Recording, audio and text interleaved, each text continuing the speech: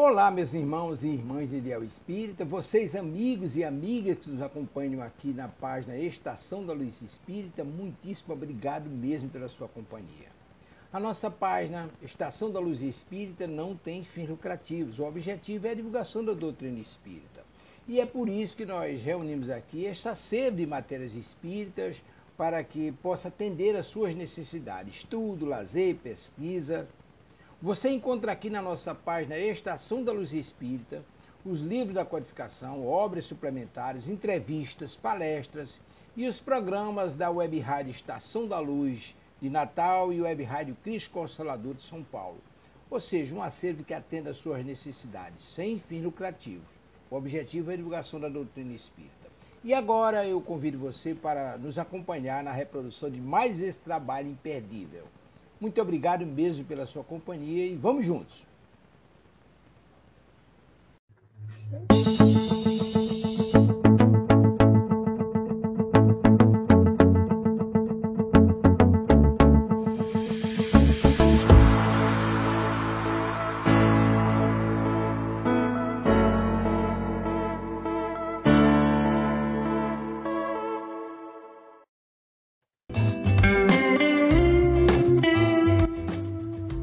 Olá, você gostaria de fazer parte do Clube do Livro Espírita Amélie Boudet?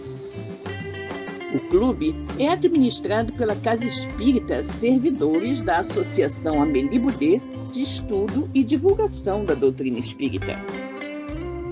Através de uma assinatura mensal de apenas R$ 30, você receberá em casa um livro espírita sem nenhum custo de frete.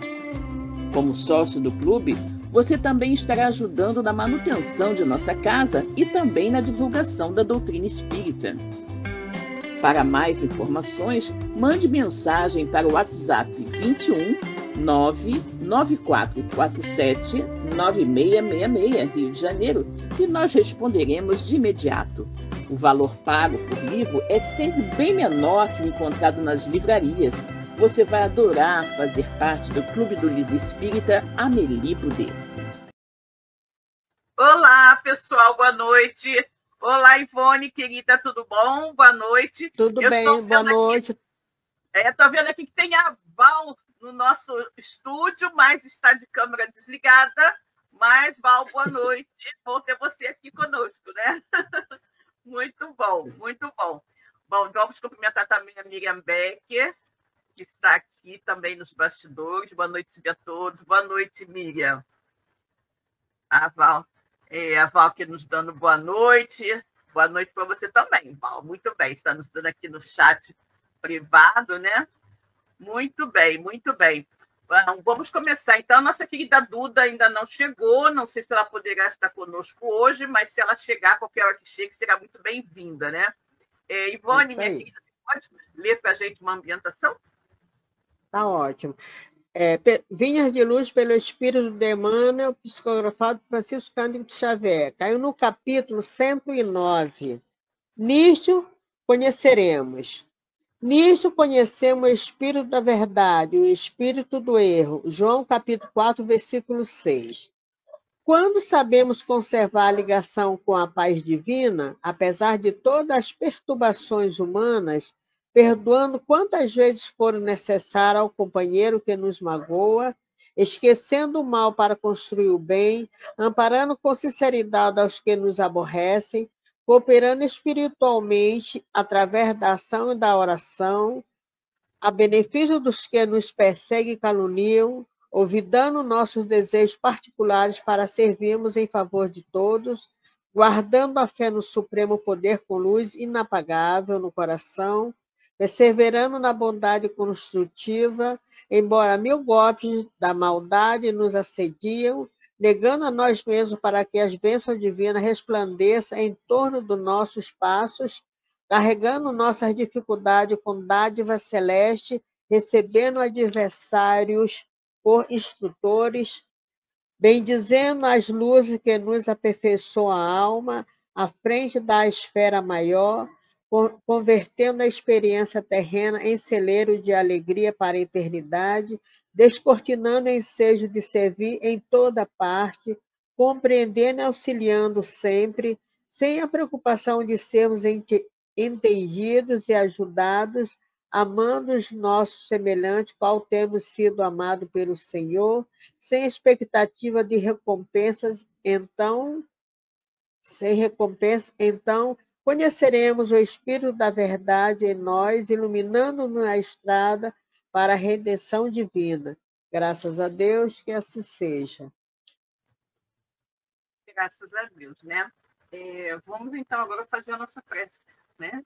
Levar o nosso pensamento a Deus e pedir, né, pelos amigos espirituais que eles nos auxiliem na realização desse estudo, ok? Então vamos lá.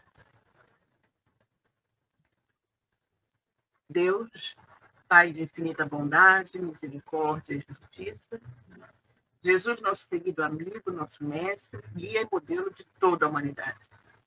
Queridos amigos espirituais que estão aqui conosco nesta noite, para nos orientar, nos incluir, nos auxiliar na compreensão de tudo que iremos estudar. Obrigada pela presença amiga, obrigada, sobretudo, pela luz da doutrina espírita que ilumina as nossas vidas. Obrigada também pela bênção desta encarnação. Que todos, encarnados e desencarnados, possamos tirar o máximo proveito do que será estudado na noite de hoje. E assim, em teu nome, Pai, em nome de Jesus, em nome de toda a espiritualidade amiga que coordena os nossos estudos, damos como iniciado o nosso estudo do Evangelho segundo o Espiritismo na noite de hoje. Que a paz do Senhor permaneça em nossos corações. Graças a Deus, né? Muito bem. Graças a Deus.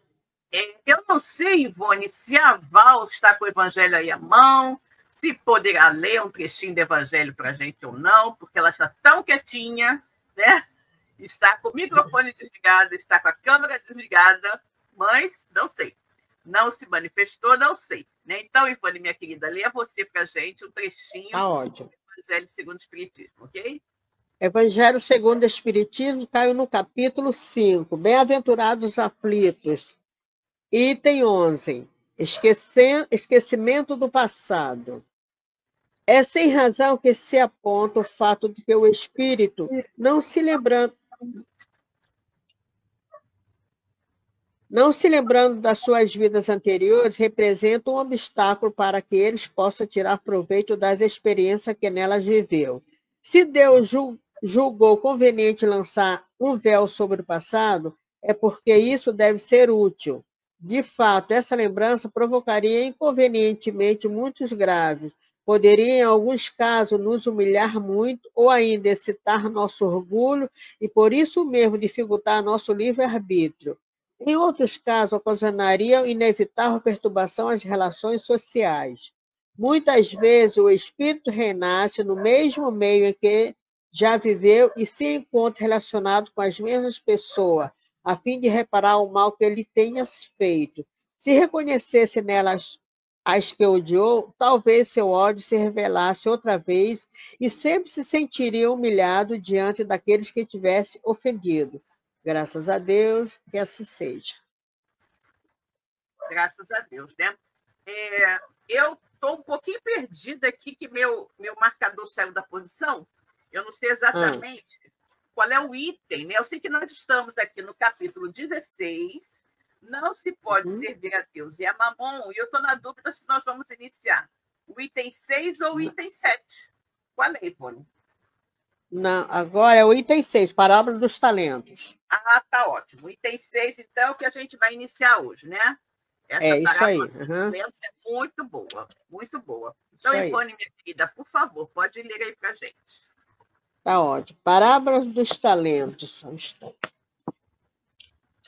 O Senhor age como um homem que, tendo que fazer uma longa viagem para fora do seu país, chamou seu servidor e lhe entregou seus bens.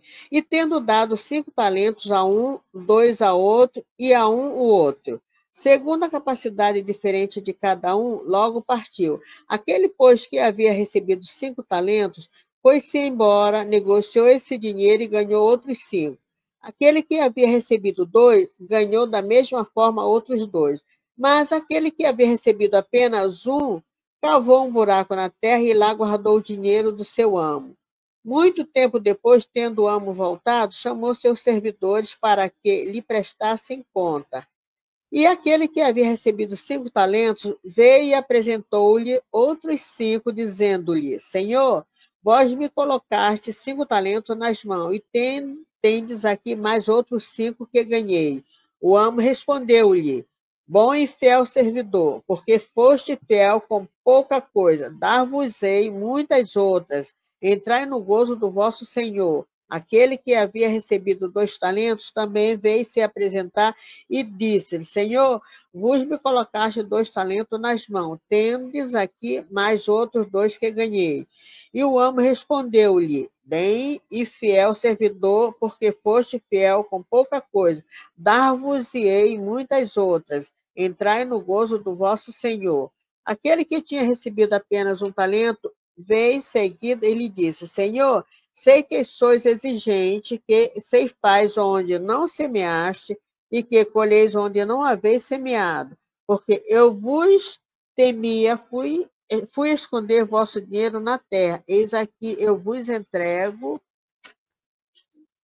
o que vos pertence. Mas o amo respondeu-lhe: servidor mau e preguiçoso, sabeis que ceifo onde não semeei e que colho onde não espalhei. Deveis, pois, colocar meu dinheiro nas mãos dos banqueiros, a fim de que, em meu retorno, retirasse um juro que me pertencia. Tirai-lhe, pois, o talento e dai-o àqueles que têm 10 talentos, pois dar-se a todos que têm, e terão em abundância, mas aquele que nada tem, tirai-lhes e até mesmo o que parece ter. O que se lança esse servidor inútil nas trevas exterior? Ali haverá choro e ranger de dentes. Mateus capítulo 5, versículo 14 a 30. Ok, muito bem. Essa é uma parábola muito, muito interessante, né? Que tem muita coisa para a gente analisar, né? Então, vamos lá, gente. Começa por dizer, né, que o Senhor age, quer dizer, Deus atua, como um homem que, tendo de fazer uma longa viagem fora de seu país, chamou seus servidores e lhes entregou seus bens, né? Seus talentos.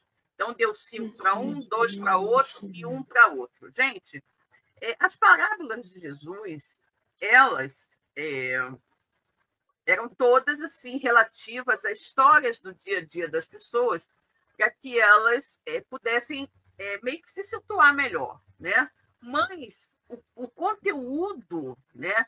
A mensagem da parábola, a mensagem moral da parábola estava muito abaixo daquelas palavras iniciais, ou seja, como Jesus dizia, né? Não era na letra que mata, ou seja, no que estava escrito que você tinha que se ater, mas no conteúdo, né? Na interpretação do texto. Então, a gente vai começar pensando, quem era o Senhor? Né? Esse Senhor, a gente vai traduzir como sendo Deus. Né? Os servos, quem são? Nós. Né? E os talentos? O que significam esses talentos? Os talentos são tudo aquilo que Deus nos oferece na vida. Tudo o que Ele nos dá, né, para que nós possamos crescer, evoluir e fazer bom uso daquilo. Ou seja, a nossa saúde é um talento, né? A nossa condição social é um talento, a nossa condição cultural, o quanto a gente estudou ou deixou de estudar, é também um talento. O local onde a gente nasceu, a família onde a gente nasceu, tudo que Deus nos dá é como se fossem talentos. Por quê? Porque tudo pertence a Deus. Da mesma forma que Ele nos possibilita estas coisas, Deus, que é, né, a causa primária de todas as coisas, como está escrito no Livro dos Espíritos, Ele pode nos tirar também a qualquer momento. Né? A qualquer momento. E aí, o que Deus espera de nós? Espera que nós, como bons servos, façamos bom uso daquilo que Deus nos deu. Né? Façamos bom uso daquilo que Deus nos deu. E o quê? O que é fazer o bom uso? É realmente, como o nome mesmo diz, né? multiplicar aqueles talentos. Ou seja, se eu nasci com saúde, que eu possa trabalhar, levar conhecimentos, levar o esforço do meu trabalho, né, a mais pessoas, ou seja, ser útil. O tempo que eu permaneço na Terra, numa encarnação, e a encarnação também é uma dádiva divina, considerando que existe um número enorme de espíritos querendo reencarnar, né, e que não conseguem porque não tem como, e nós conseguimos, então isso já é um talento, né? O fato de nós estarmos aqui já é uma dádiva divina. E o que estamos fazendo, né? O que estamos fazendo da nossa vida? Nós estamos vivendo bem, nós estamos servindo como a gente deveria servir. Eu fiz um estudo ainda há pouco, né, pela Web Rádio Cristo Consolador, falando justamente que o homem deve viver o tempo todo como se ele estivesse sempre, né, louvando a Deus, agradecendo a Deus, se colocando realmente como um servo de Deus, fazendo o quê? Vivendo segundo as leis de Deus, né? Vivendo de acordo com os ensinamentos que Deus nos mandou, primeiro através de Moisés, depois através de Jesus e depois pela doutrina espírita. Então, quando ali na parábola diz que o Senhor deu a um servo 5 talentos, ele deu a ele, por exemplo, que são representados por uma quantia X de dinheiro, 5 dinheiros. Esses talentos são representados por capacidades que esse servo tem, ou seja, por capacidades que nós temos e que Deus nos deu. O que a gente fez? O que a gente fez da nossa boa saúde?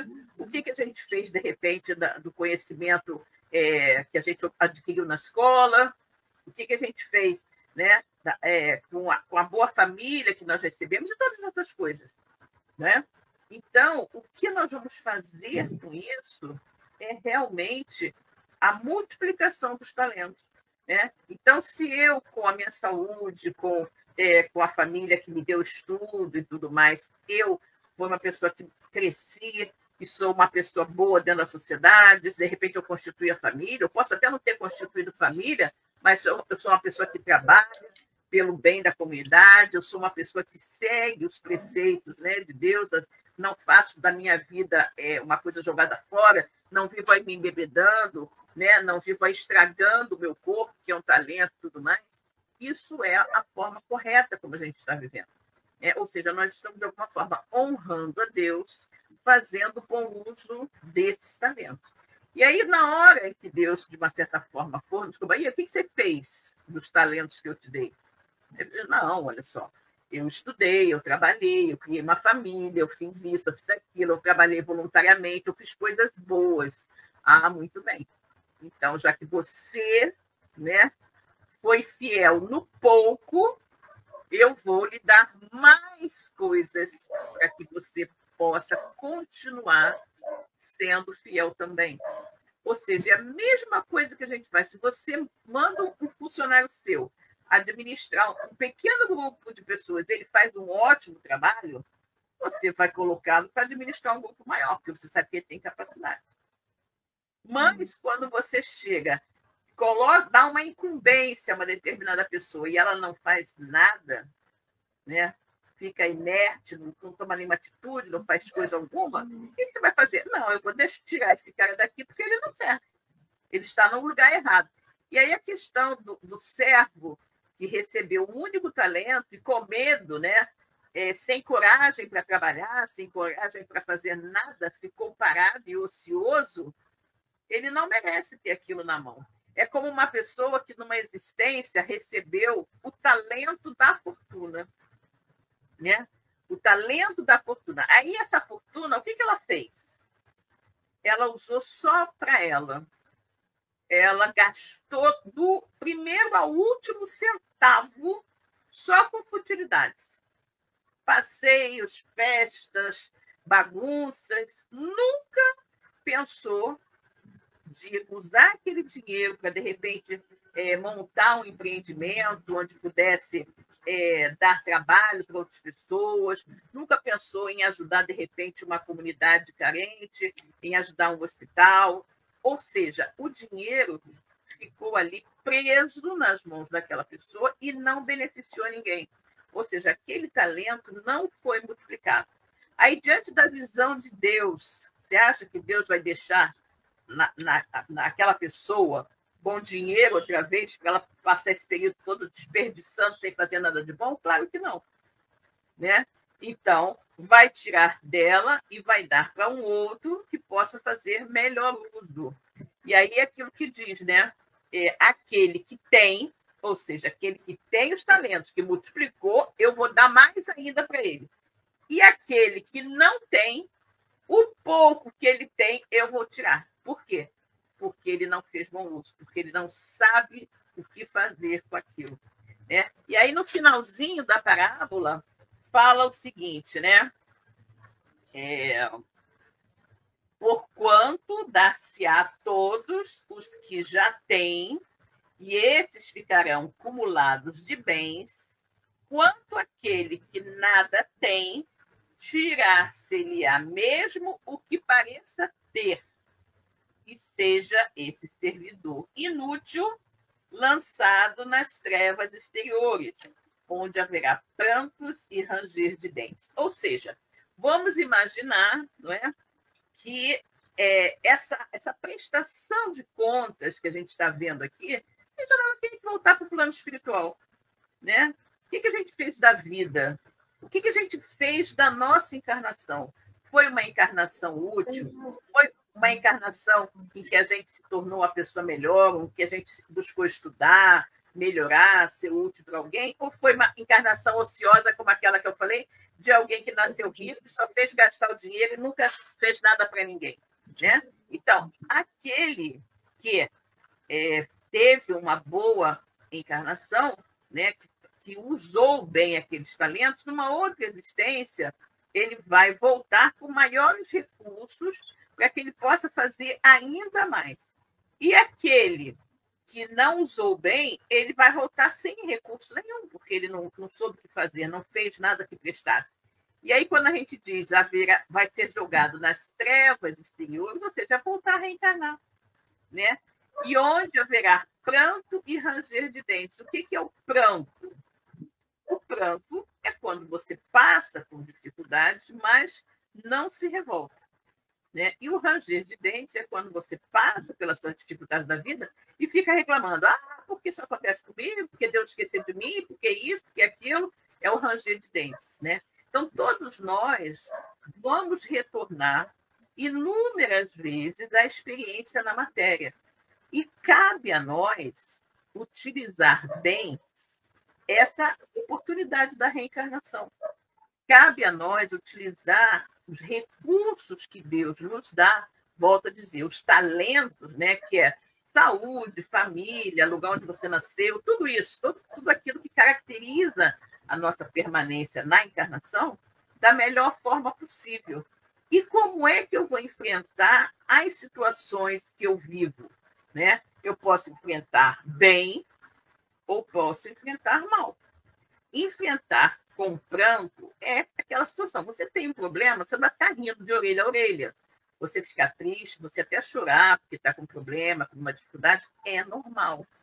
O que não é normal é, diante das dificuldades, você ficar maldizendo. Você ficar reclamando, dizendo que Deus não gosta de você, que Deus esqueceu que eu existo, que Deus não sabe que eu existo. Ou seja, você está clamando contra Deus, clamando contra a decisão de Deus, que é sempre a mais sábia. Mesmo que a gente ache que não é. Né? Mas Deus sabe muito mais o que nos convém do que a nós mesmos. Né?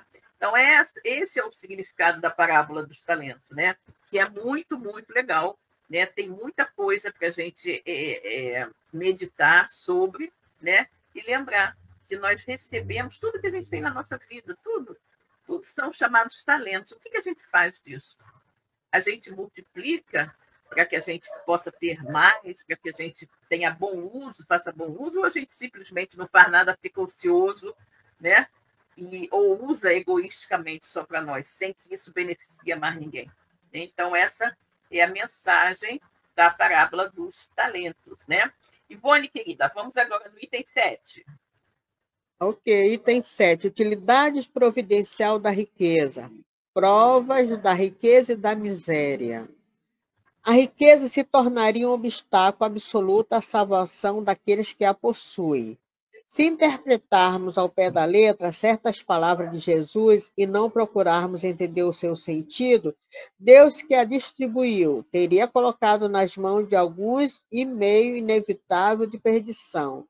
Pensamento que contraria a razão. A riqueza é sem dúvida uma prova bastante arriscada, mais perigosa do que a miséria em virtude das excitações, das tentações que oferece e da fascinação que exerce.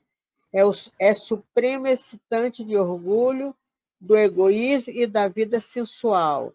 É o laço mais forte que prende o homem à terra e desvia seus pensamentos do céu. Causa tamanha perturbação que se vê frequentemente aquele que passa de miséria à fortuna, esquece-se depressa da sua condição anterior, daqueles que foram seus companheiros, que ajudaram, tornando-se insensível, egoísta e fútil. Mas, embora a riqueza dificulte o caminho, não significa que o torne impossível e não possa vir a ser até um meio de salvação nas mãos daquele que dela sabe fazer bom uso, tal como certos venenos que restabelecem a saúde quando empregados apropriadamente e com equilíbrio. Ok, gente, vamos parar aqui para a gente analisar esse texto, né? Aqui já tem muita coisa para a gente ver, né? Nós estamos vendo aqui, né, da utilidade, da boa utilidade da riqueza. Por que acontece?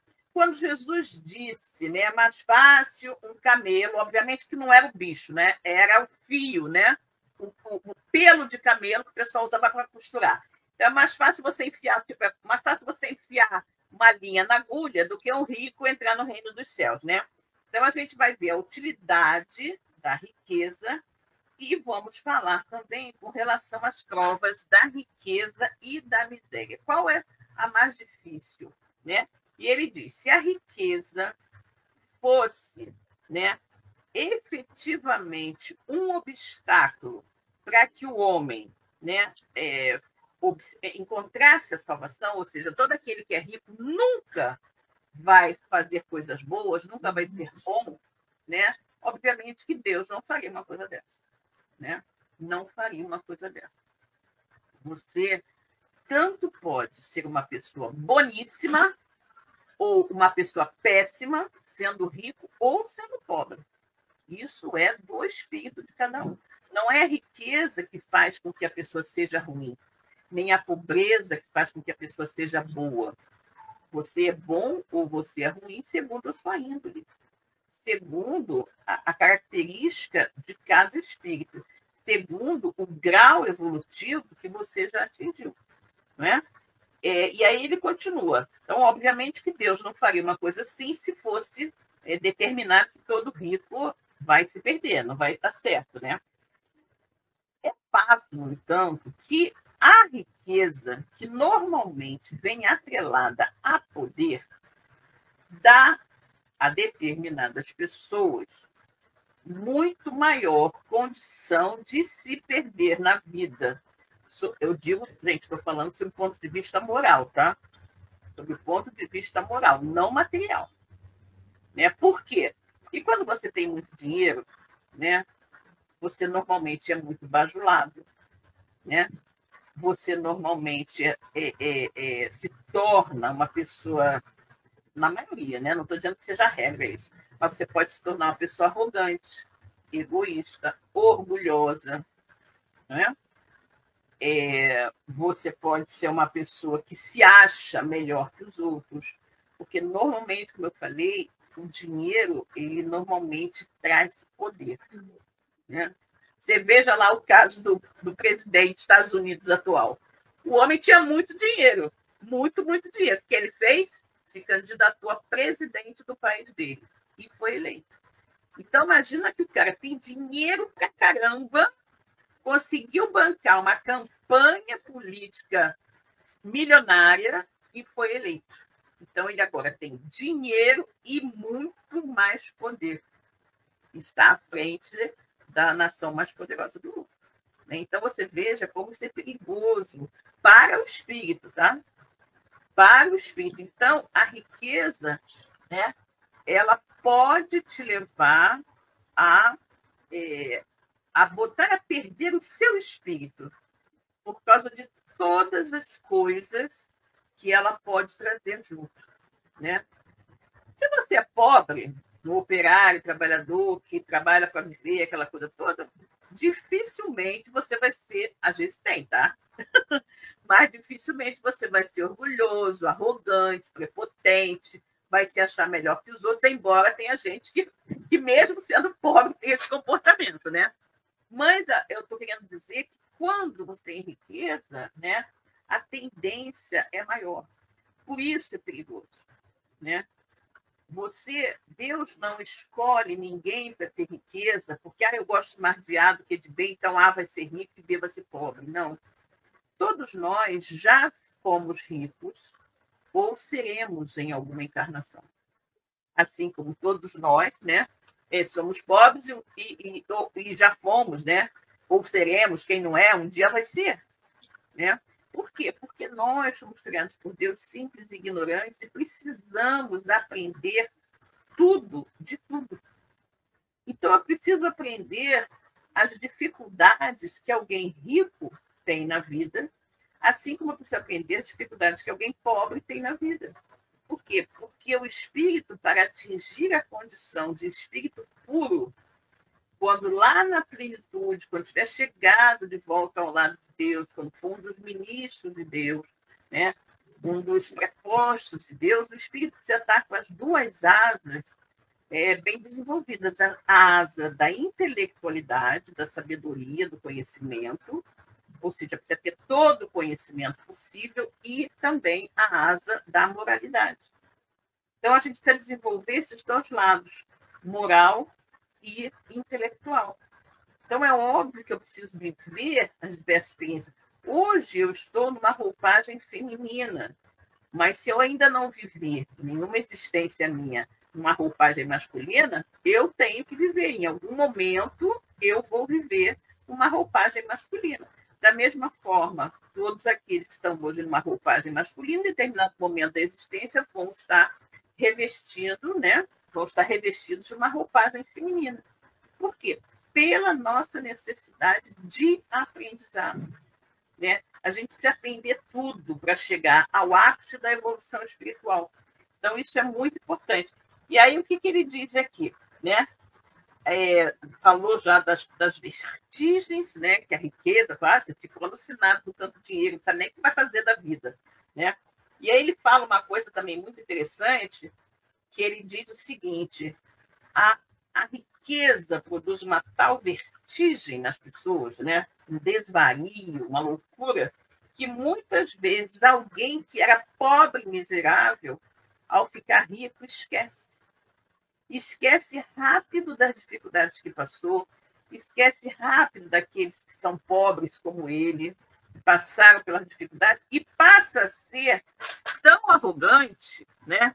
Tão arrogante quanto qualquer outro rico que ele conheceu antes de ficar rico também, né? É a mesma coisa daquela pessoa que era funcionário, né? Aí tinha um chefe horroroso, insuportável, aí o chefe é transferido para uma outra filial e aquele que achava que o chefe era horroroso, arrogante, insuportável, é promovido a chefe.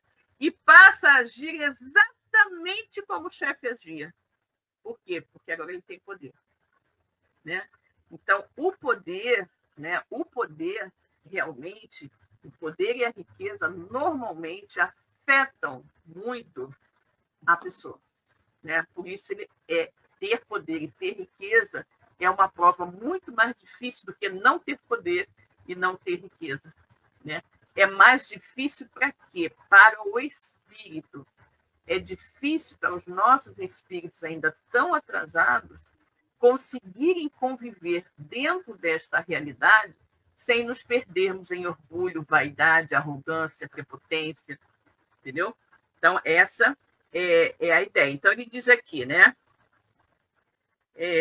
Mas do fato de a riqueza tornar difícil a jornada, não se segue que torne a nossa caminhada evolutiva impossível e que não possa vir a ser um meio de salvação para aquele que dela sabe servir-se, como a certos venenos podem restituir a saúde, se forem bem empregados, né? Na dosagem certa, de forma correta. A riqueza também pode fazer com que aquele que a detém, gente, evolua muito, muito, muito, muito moral e espiritualmente. Porque essa pessoa pode pensar o seguinte: nossa, Deus me deu essa condição financeira, quantas pessoas eu posso ajudar com isso? Eu posso montar uma indústria, gerar um montão de empregos, né? Os meus funcionários receberão salários justos, trabalharão, né, dentro da lei, direitinho, nos horários certos, né? Se tiver que fazer hora extra, vai fazer com tudo certinho, sem você explorar, né? E aí você imagina você ir numa região, por exemplo, uma região do Nordeste, muito pobre, né, que não tenha nada, aquelas pessoas vivem na maior miséria, e você vai lá e estabelece, monta uma fábrica e dá emprego para a cidade toda. E aí aquela cidade que não tinha nada, que vivia na miséria, aquelas pessoas que não tinham nem praticamente o que comer, passam a trabalhar, gerar riqueza para o dono da fábrica, gerar riqueza para elas mesmas e para a cidadezinha miserável na qual elas vivem. E aí o que vai fazer? Vai se estabelecer comércios ali, né? E todo mundo vai ser beneficiado. Então, uma pessoa que tem essa visão, que pensa, né, em utilizar a riqueza que possui para beneficiar o maior número de pessoas, ela está verdadeiramente utilizando muito bem da oportunidade da riqueza, né? Essa é a maneira de usar. Mas o que nós vemos normalmente? Nós vemos, de repente, jogadores de futebol, cantores, né, pessoas assim famosas, que ficam milionárias e usam o dinheiro só para besteira. Fazem aquelas festas muito loucas, aquela ostentação toda, e não lembram nem por um minuto de ajudar quem quer que seja. Isso aí é uma oportunidade que receberam, mas que não estão sabendo utilizar, né? Nós temos que pensar que Deus não privilegia ninguém.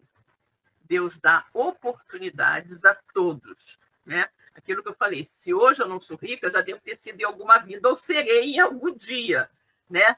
Em alguma existência. E aí eu tenho que saber o que eu vou fazer dessa oportunidade, né? E aí voltamos à nossa parábola dos talentos.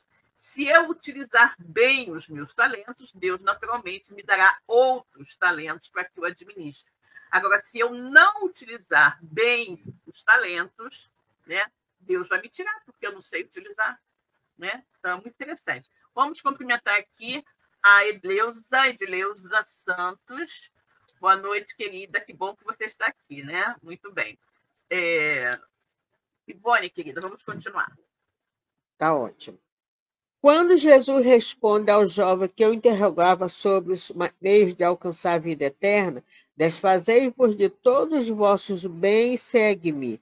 Não pretendia estabelecer como condição absoluta que cada um deva se desfazer do que possui, e que a salvação só se consegue a esse preço, mas mostra que o amor possessivo nos bens terrenos é um obstáculo à salvação. Aquele jovem, de fato, julgava-se quite com a lei, porque havia cumprido certos mandamentos.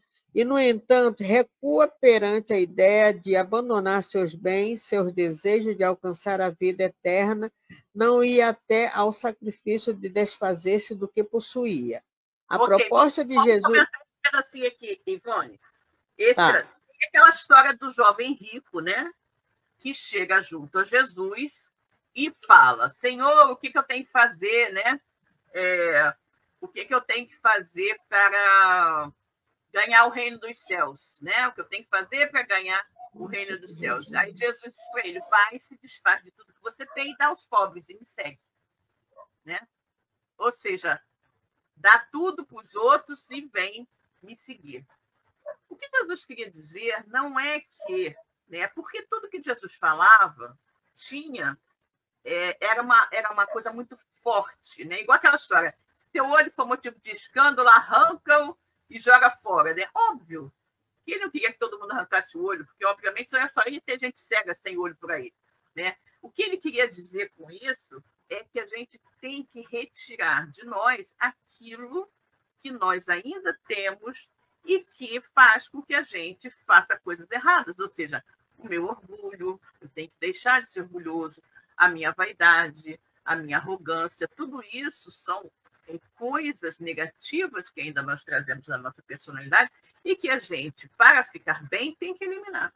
Com a questão do jovem, né, rico, ele diz o seguinte, se desfaz disso, ou seja, você não precisa de toda essa riqueza para você, como se diz assim, ganhar o reino dos céus, né? Se desfaça disso, vem comigo.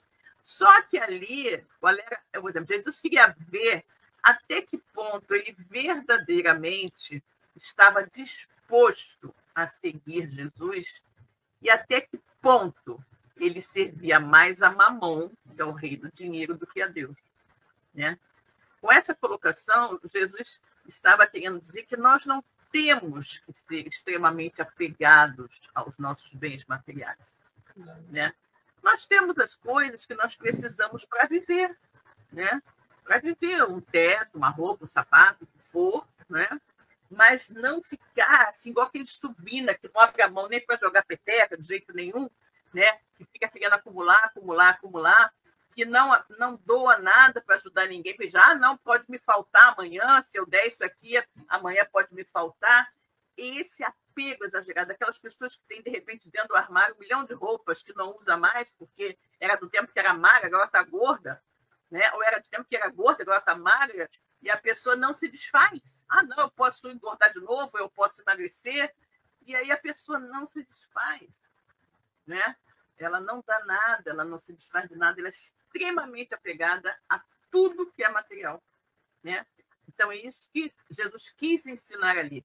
E quando o jovem, né, o jovem rico, ele achava que pelo simples fato, ele diz que ele cumpria os mandamentos da lei, né, honrar a pai e mãe, pagar o dízimo, isso e aquilo, isso são coisas exteriores, né? Coisas exteriores, são ritos exteriores, que é muito mais fácil você, de repente, no sábado, você fazer jejum, né? Você fazer determinadas obrigações religiosas e acha que está quites com Deus. Mas não é isso que nos deixa quites com Deus. O que nos deixa bem com Deus é o nosso comportamento. A forma como nós vivemos e a forma como a gente se relaciona com as outras pessoas. Então, isso que é importante. Quando Jesus fala isso para ele, né, vai se desfaz de tudo que você tem e vem comigo, o que ele fez? Não, assim eu não quero. Eu não vou me desapegar. Eu não vou ficar pobre, né? E aí ele prefere continuar na situação em que ele está, ao invés de seguir Jesus. O que significa isso? Significa também aquelas pessoas que dão muito mais valor à sua vida na matéria, né, que é uma vida efêmera, curtíssima, do que a vida espiritual. São aquelas pessoas que se preocupam muito mais com o ter do que com o ser, né? A pessoa que vive aqui, faz as coisas que tem que fazer e tal, mas não tem a menor preocupação de se tornar um espírito melhor, né? Eu sou uma pessoa muito boa, nunca fiz mal a ninguém. Gente, não fazer mal a ninguém é muito fácil. Basta você ficar dentro de casa o dia inteiro, isso não faz mal a ninguém. Para fazer o bem, você precisa sair da sua zona de conforto. Então, aquelas pessoas falam, né, no maior orgulho, não, eu sou uma pessoa muito boa, nunca fiz mal a ninguém. Gente, fazer mal a ninguém é mais do que obrigação. Fazer o bem que são elas. Para fazer o bem, você tem que sair da sua casa, vai lá em determinado lugar para ser voluntário, né? Vai lá fazer uma sopa, servir um café da manhã, ajudar nisso, ajudar naquilo, né? Ou até mesmo pegar um telefone, ligar para um asilo de idosos e conversar com um velhinho, né? Dar um pouquinho do seu tempo, emprestar o seu ouvido para conversar com alguém, né? Então, são essas situações. Então, é isso que Jesus queria dizer, né? Queria dizer, quando ele falou para o jovem, vai, se desfaz tudo que você tem e vem comigo. Ou seja, não tenha apego às coisas materiais. Não tenha apego às coisas materiais. Pense mais nas coisas do espírito do que nas coisas da matéria. Ok? Continua aí, Ivone. Ah.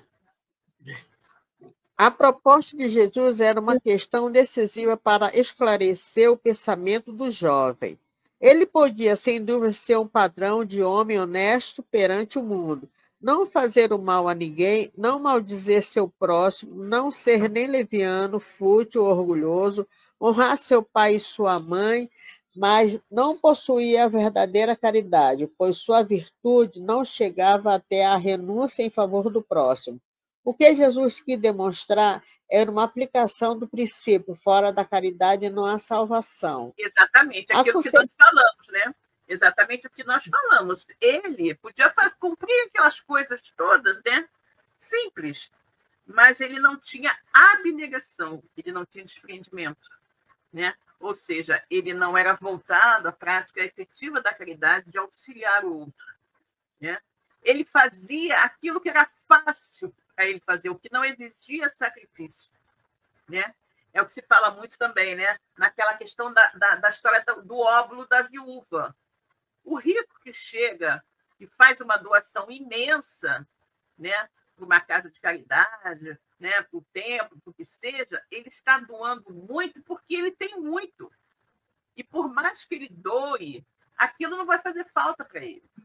Mas alguém que não tem nada, o pouquinho que essa pessoa doe vai fazer falta, mas mesmo assim ela dá, né? Então é essa a ideia, né?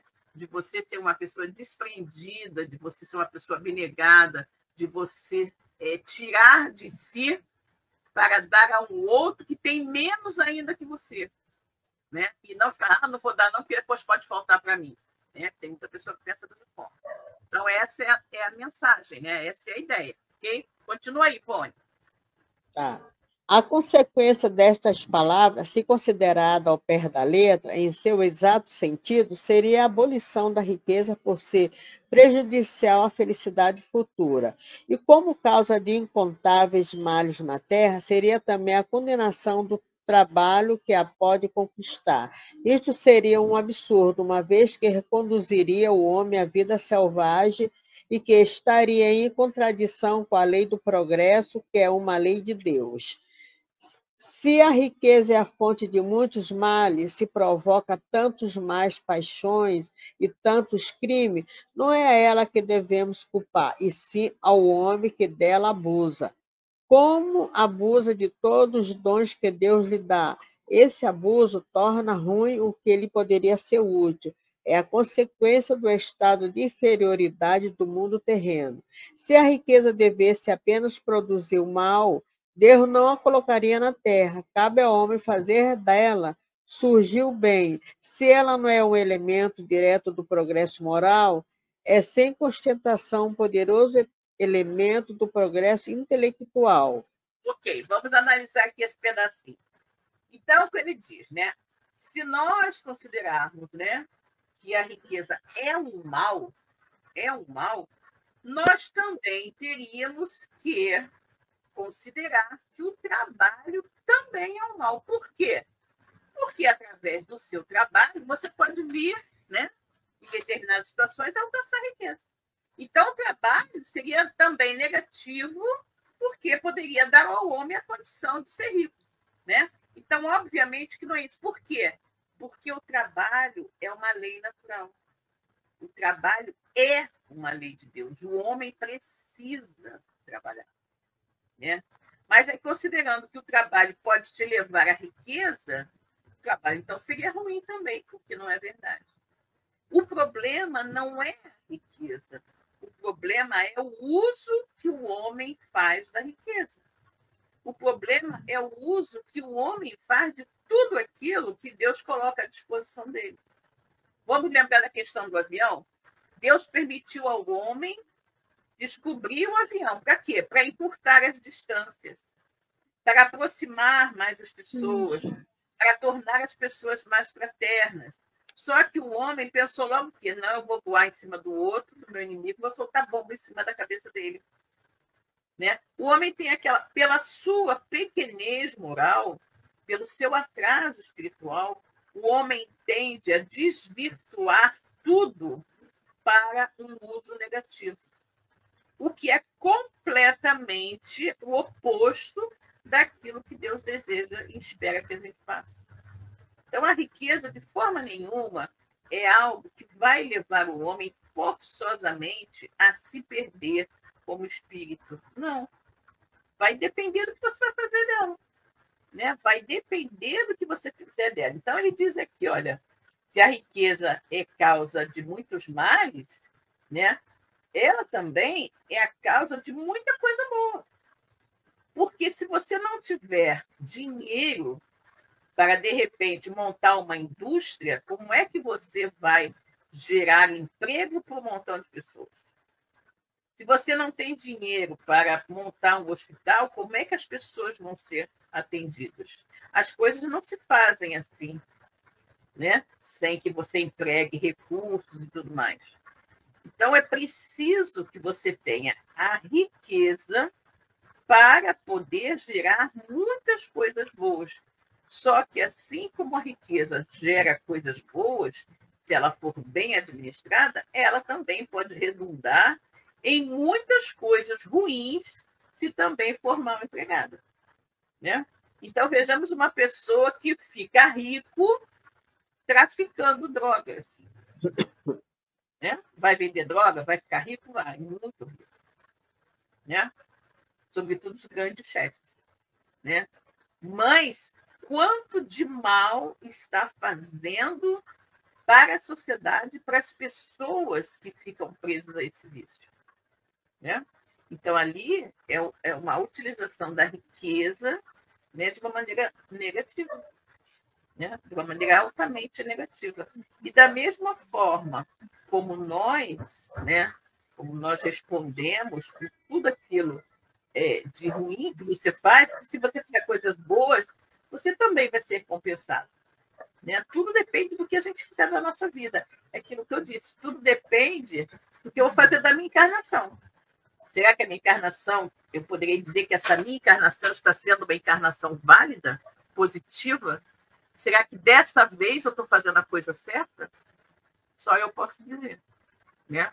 Deus me deu uma outra chance de estar aqui, né? De me relacionar com as pessoas com as quais eu me relaciono, que podem ser pessoas com as quais eu me relacionei numa vida anterior e que não me dei bem, e agora eu procuro me dar bem com elas, e coisas desse gênero.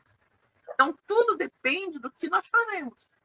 Né? Tudo pode ser muito bom ou muito ruim, segundo o emprego que eu dou a determinadas coisas. Né? Então, isso que a gente tem que ter em mente. Não é a posse do dinheiro que vai me fazer ser uma pessoa ruim, mas a forma como eu vou utilizar esse dinheiro. Né? Continua aí, Ivone. Tá.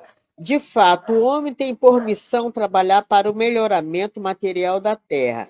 Deve desbravá-la, prepará-la e saneá-la para um dia receber toda a população que sua extensão comporta. Para alimentar toda essa população que cresce sem cessar, é preciso aumentar a sua produção. Se a produção de uma região é insuficiente, é preciso procurá-la fora. Por isso mesmo, as relações entre os povos tornam-se uma necessidade. Para facilitá-la, é preciso destruir os obstáculos materiais que se separam e torna as comunicações mais rápidas para os trabalhos das gerações que se realizam no decorrer dos séculos. O homem teve de extrair materiais das próprias entranhas da terra, procurou na ciência os meios de executá-la mais segura e rapidamente, mas para fazê-lo cumprir necessitava de recursos. A necessidade fez com que a criasse a riqueza, assim como ela o fez descobrir a ciência. A atividade exigida para esses mesmos trabalhos aumenta e desenvolve sua inteligência. Essa inteligência que ele, a princípio, concentra na satisfação das necessidades materiais, o ajudará mais tarde a compreender as grandes verdades morais, sem a riqueza, que é o principal meio de realizações das necessidades do homem, não haveria grandes trabalho, nem atividade, nem estímulo, nem pesquisa. É com razão que ela é considerada como um elemento de progresso. Exatamente, né? Então, a riqueza é um elemento primordial de progresso. E ele começa esse parágrafo dizendo o seguinte: o homem tem por missão trabalhar pela melhoria material do planeta, né? Melhoria material do planeta. Todos nós que estamos aqui, a gente não tem uma casa, nossa casa, a gente tem que cuidar dela. Tem que cuidar da casa, tem que pintar, tem que consertar se alguma coisa estraga. Nós somos responsáveis. O planeta é a nossa habitação, né? É a nossa casa. Nós temos a obrigação de melhorá-lo, né? Então, se eu vivo numa região onde, por exemplo, a minha região é muito desértica e tudo mais, eu tenho que usar os meus recursos, né, o que eu tiver, para irrigar aquela região, para fazer com que aquela região seja uma região produtiva, né? Mas para fazer isso, eu preciso de recursos, eu preciso de dinheiro. Então, a riqueza realmente é uma alavanca propulsora de progresso, né? É muito bom, é necessário. E aí ele continua aqui, né? Se a produção, olha que detalhe, se a produção de um país é pequena para alimentar a sua população, um outro país que produz muito pode fazer com que aquele outro receba alimento, vai vender. Isso vai gerar riqueza para o país produtor, vai dar alimento para o país que tem escassez de alimento. Então, esse intercâmbio também, esse comércio entre os homens, que também gera riqueza, é também extremamente importante para quê? Para que as pessoas aprendam a se bem relacionar, né? Óbvio que nós ainda não chegamos nesse patamar e muitas vezes quem possui determinado produto, né, tira que de possuir esse produto explorando o outro que não tem, a necessidade do outro, né? Mas, obviamente, que a ideia é que as pessoas se auxiliem mutuamente. Eu produzi muito, então eu vou vender para aquele outro país, para ele que não tem muito, né? Eu vou ganhar, ele também vai ganhar. Mas não é correto que eu explore, me aproveite da situação para vender a um preço irreal, a um preço exorbitante. E aí a gente pode observar, na época, né, da pandemia, gente, quantas pessoas se aproveitaram da situação para ganhar mais dinheiro. Vocês lembram quando estavam cobrando por uma máscara, por um vidrinho pequenininho de álcool gel? Como foi caríssimo. Teve um período que aquilo era caríssimo. Caríssimo. E as pessoas se aproveitavam da situação para cobrar preços absurdos. Isso é agir segundo a lei de Deus? Não. De jeito nenhum. Né? Eu tenho máscaras, eu paguei, sei lá, vamos chutar aí, R$1 por ela. Né? Se eu vender a R$3, a R$5, eu estou tendo um lucro fantástico. Por que eu vou vender a 20? Só porque as pessoas precisam? Isso é um absurdo. Né? Então, é esse tipo de pensamento egoísta, né, explorador, que nós precisamos evitar. Que Jesus recomenda que a gente não tenha. Né? É quando você usa o poder e a riqueza para explorar a necessidade do outro. Né? E aí ele continua. Mas para levar a efeito tudo, né, todas as coisas, a gente precisa de recursos. A necessidade fez o homem criar a riqueza, como também fez o homem descobrir a ciência e as várias outras coisas, né, do mundo, tornando a nossa vida melhor. Né? A atividade que esses trabalhos impõem amplia também o desenvolvimento da nossa inteligência. Porque para conseguir determinadas coisas, o homem tem que botar a sua mente para funcionar. Como é que eu faço aqui para prevenir, de repente, ou para avisar a população quando vai ter um terremoto? Eu fiz pesquisa, descobri determinados sinais da natureza e indicam que vai haver um terremoto. Né? Então, eu vou avisar as pessoas, eu vou desenvolver esse conhecimento. Então, a minha inteligência, né, me ajuda a ajudar os outros. Quando eu penso, estou morrendo de calor, então vou inventar uma coisa para ficar mais fresquinha. Aí invento o ar-condicionado, invento o ventilador. Né? Ou seja, o homem está sempre buscando formas de tornar a sua vida no planeta melhor. O problema está quando ele se aproveita dessas situações para explorar o outro. Né? E aí ele diz aqui, né? Sendo a riqueza o meio primordial de execução das coisas boas, né, como das coisas más também, sem ela não teremos grandes trabalhos, nem atividade, nem estimulante ao trabalho, porque a riqueza estimula. Se você vai trabalhar e em troca vai receber alguma coisa, você está estimulado a trabalhar. Se você trabalhar sem receber nada, você não teria nenhum estímulo a trabalhar. Né? Então, a riqueza é meio primordial para a execução de grandes feitos, né? De grandes trabalhos. Ela é estimulante, né? a que você faça grandes coisas, que você faça pesquisa e tudo mais.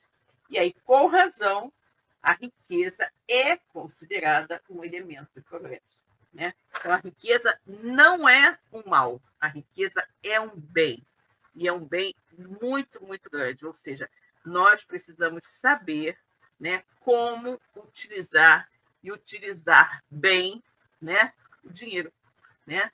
E aí você até consegue, né, servir, né, a Deus e a Mamon. Se você, né, considerar Mamon o dinheiro e usar esse dinheiro para fazer o bem, você está agradando a Deus também. Né? Ou seja, Deus deu a possibilidade de você ter riqueza e com aquela riqueza você espalhou muito bem. Né? Então, está tudo certo. São os talentos, né? Os talentos que Deus deixou na sua mão e que você multiplicou. Né? E quem não multiplicou, quem não fez nada de bom com aqueles talentos, obviamente, que vai ter, né, os talentos retirados. Ok? Bom, pessoal, vamos ficando por aqui. Né? Até já estouramos um pouquinho nosso tempo. Vamos deixar o item 8, desigualdade das riquezas, para a próxima semana. Ivone, minha querida, por favor, faça aí a nossa prece de agradecimento e encerramento, ok? Ok. Então, vamos dar por encerrado nosso estudo de hoje, agradecendo ao nosso Pai todo compassivo, Criador de todas as coisas, essa oportunidade de estarmos reunidos em seu nome. Senhor Deus, obrigado por todas as graças que nos foram enviadas neste momento de prece, em que os nossos espíritos entrem em comunhão conosco. Obrigado, Mestre Jesus, pelos teus mensageiros de luz que nos enviaste para nos socorrer os males e nos orientar em nossas caminhadas. Que todos os lares sejam abençoados com uma noite de paz. Que Ele nos abençoe hoje e sempre. Graças a Deus, que assim seja. Graças a Deus, né?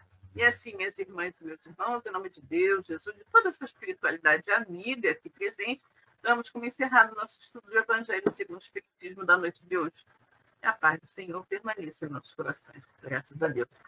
Beijo, Ivone. Beijo, Val. Beijo, todo mundo. Obrigada, tchau, tchau. minha querida. Tchau, tchau. Fica com Deus. Tchau.